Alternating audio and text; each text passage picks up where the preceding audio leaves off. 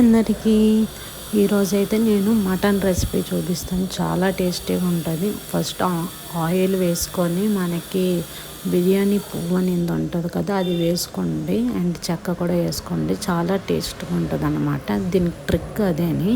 దాని తర్వాత ఆనియన్స్ బాగా వేగాక, అల్లం తెల్లని పేస్ట్ వేగాక మటన్ వేసుకోండి. మటన్ నుంచి అలా వాటర్ వస్తుంటుంది. వాటర్ ఫుల్గా అబ్జర్వ్ అయినంత వరకు అది అలా కుక్ చేస్తూనే ఉండండి. దాని తర్వాత నేను ఒక పేస్ట్ వేసుకుంటాను ఇక్కడ.